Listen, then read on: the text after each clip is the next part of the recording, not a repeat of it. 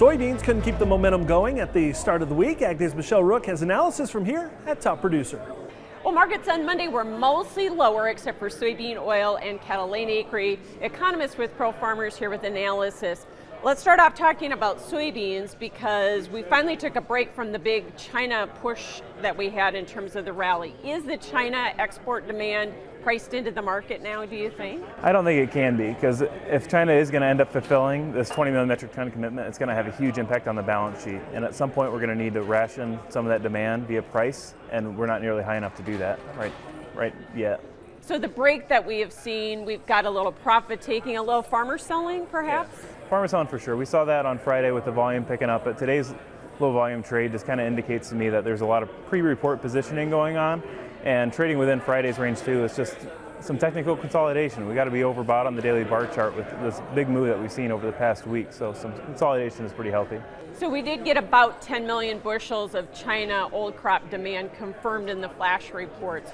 What do we need in terms of more confirmations to get over the November highs in the bean market? I think even just a little bit of that consolidation and a little bit more purchases just to affirm that, and a little bit more rhetoric out of China would be really healthy. But we saw kind of prices get ratcheted higher the more the current administration in the U.S. talked about this last 12 million metric ton trade deal. So the more Bissett hammers on it, the more Ag Secretary Rollins talks about it, I think it'll get people a little bit more comfortable with raising prices.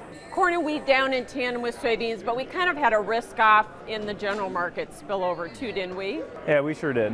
We've seen a lot of volatility in the general markets overall recently, and corn, we're still trending higher on the daily bar chart. We kind of ended at the lower end of that recent upward channel, and if we're able to bounce off of that level with tomorrow's report, not a lot of expectations going into this report.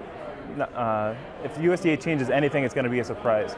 So if we can continue this uptrend to be healthy, but a close much lower wouldn't look very good on the daily bar chart. Right.